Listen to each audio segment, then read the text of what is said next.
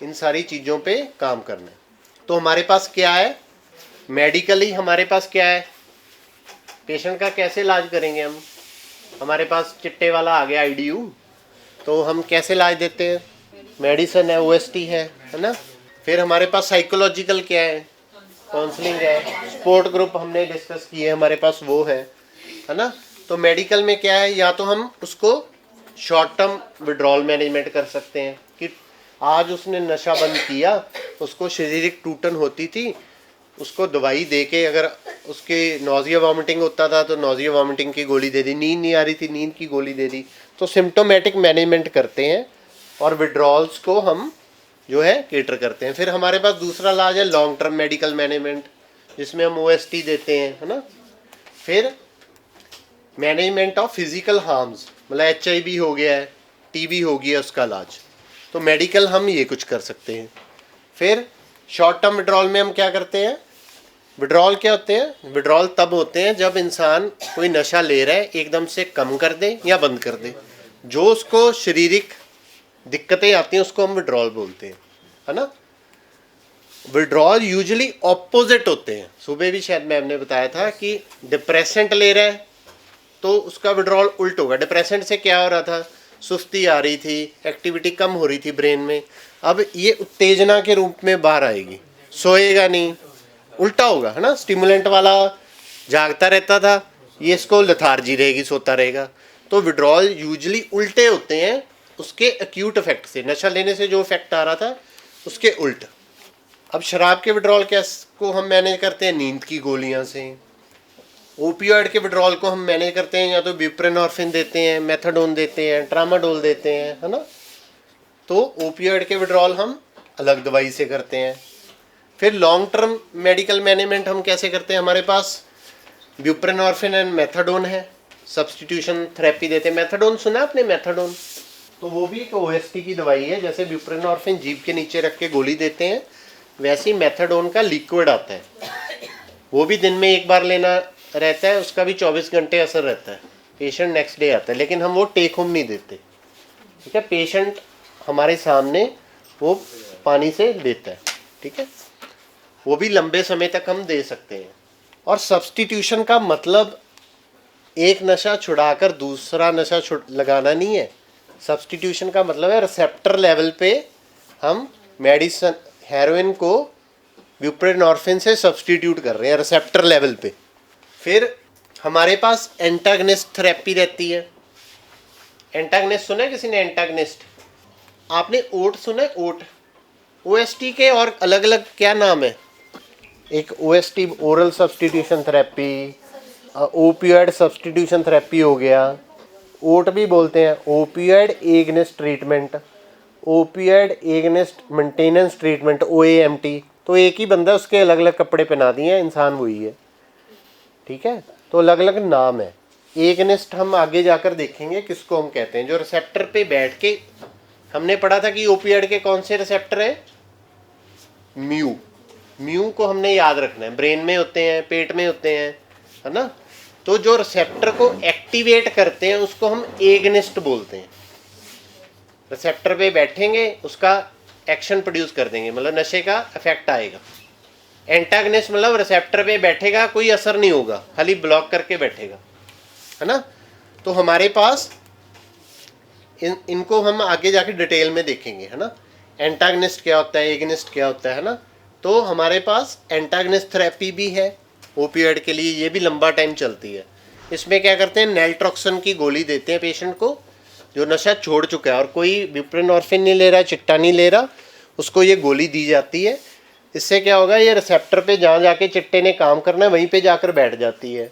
जब ये बैठ गई, ऊपर से अगर कोई नशा लेगा उसको असर ही नहीं होगा, क्योंकि पहले ही यहाँ पे ये बैठी है। तो पेशेंट क्या करेगा कि नशा तो हुआ नहीं, 2-3 हज़ार रुपया लग गया खाली का, मज़ा तो कोई आया नहीं। मज़ा क्यों नहीं आया, क्योंकि वहाँ पे नेल्ट्रॉक्सन बैठी हुई थी रिसेप्टर पे, उसने काम ही नहीं करने दिया नशे को, ठीक है।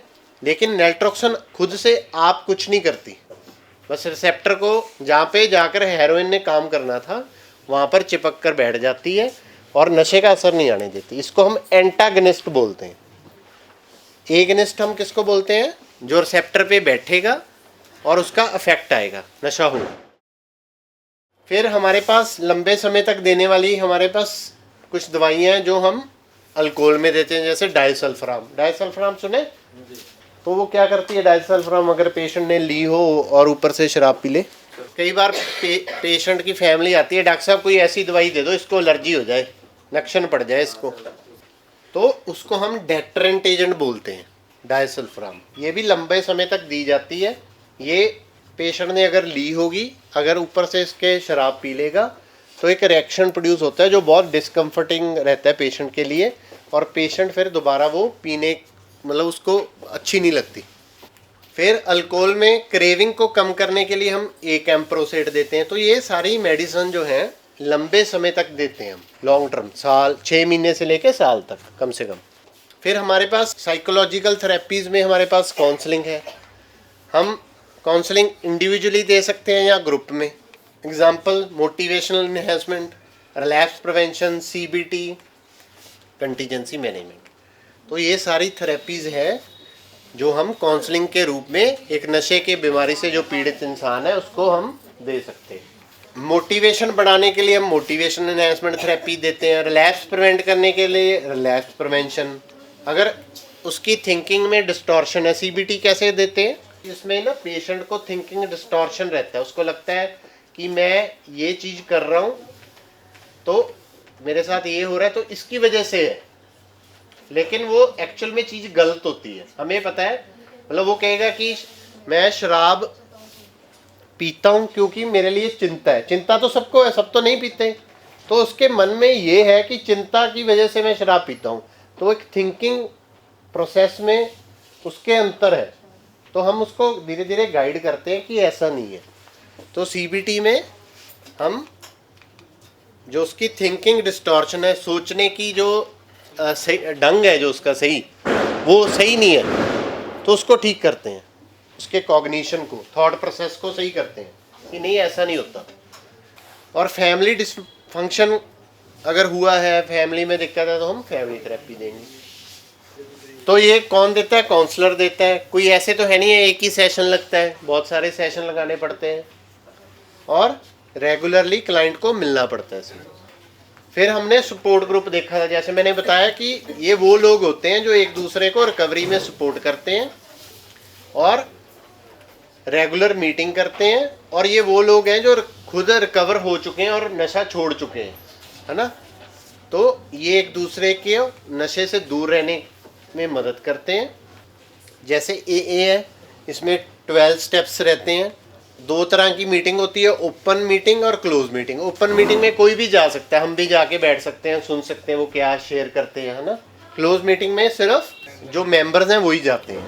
तो और ऐसे और बहुत सारे ग्रुप्स हैं, जैसे उन लोगों के लिए भी ग्रुप्स बने हैं जिनके फैमिली वाले पीड़ित हैं शराब की वजह से, ऐसे ग्रुप भी बने हुए हैं। Adult children of alcoholics, NA, AA, तो ऐसे कई सारे ग्रुप्स हैं। अदर इशू क्या है इलाज में, नशे की बीमारी में? क्या इलाज सिर्फ IPD बेसिस पे होना चाहिए? पेशेंट को दाखिल कर दिया, OPD बेसिस पे ठीक हो सकता है पेशेंट, OST में ठीक होते हैं पेशेंट, है ना। तो where should the patient be treated? IPD, OPD दोनों ही ठीक है, ठीक है। हमें पेशेंट से बैठ के बातचीत करनी होगी, वो कौन सा इलाज लेना चाहता है। ऐसा नहीं है कि IPD में दाखिल हो कि पेशेंट ठीक होगा, ये मिथ है। पेशेंट की फैमिली को लगता है कि इसको अगर नशा छुड़वाना है, इसको बस 6 महीने के लिए अंदर दाखिल कर दो। नहीं, स्टडीज़ ये शो करती हैं कि अगर आप OPD बेसिस पे भी पेशेंट का इलाज करोगे, जैसे OST से कर रहे हो, तो बढ़िया उसका रिजल्ट निकल के आता है। बहुत ही कम लोग होते हैं जिनको एक्चुअल में दाखिले की ज़रूरत होती है, ठीक है। कोई बहुत ज़्यादा शराब पीता है, दौरे पड़ते हैं, ऐसे लोग में हमें फिर दाखिल करना पड़ता है। क्या पेशेंट की मोटिवेशन जो है इलाज में, उसको आने के लिए फुली मोटिवेटेड होना चाहिए कि थोड़ी बहुत मोटिवेशन भी हो तब भी चल जाएगा? पेशेंट हो सकता है प्री कंटेम्पलेशन स्टेज में हो, कंटेम्पलेशन में हो, अभी हमने वो देखा था, है ना, डिनाइल में है, अभी सोच रहा है कि है दिक्कत नहीं है, बेनिफिट सोच रहा है ना। तो इंटरवेंशंस हमारे पास हैं, पेशेंट की मोटिवेशन को चेंज किया जा सकता है। तो वो डिपेंड करता है कौन सी स्टेज में है। तो हम मोटिवेशनल इन्हेंसमेंट थेरेपी से उसकी जो मोटिवेशन है वो बढ़ा सकते हैं, ठीक है, अगर हम प्रॉपरली इसको जानते हैं और ये टेक्निक को हमें यूज़ करना आता है। तो समराइजिंग दिस लास्ट स्लाइड, जो नशे की बीमारी है वो एक मेडिकल बीमारी है, क्रॉनिक रिलैप्सिंग डिसऑर्डर है, ब्रेन की बीमारी है, मॉरल फ्लॉ नहीं है ना, और इसका इलाज होना चाहिए और केयर और सपोर्ट पेशेंट को मिलनी चाहिए, ये भी इंसान है। हमने देखा इसको कंपेयर करके डायबिटीज़ और शुगर से, हमने वेरियस सिद्धांत पढ़े कि अगर ये सारे हों तो एक बढ़िया इलाज हो सकता है। और मल्टी मॉडल अप्रोच पेशेंट पे लगानी है, ऐसे नहीं कि खाली दवाई दे दी, काउंसलिंग कोई की नहीं, नर्स के पास पेशेंट आया दवाई खाकर चला गया, काउंसलर को मिला ही नहीं, है ना, तो ऐसे इलाज नहीं होगा, है ना। काउंसलिंग भी इम्पॉर्टेंट है, सोशल अप्रोच भी इम्पॉर्टेंट है, मेडिकल इलाज भी देना अनिवार्य है।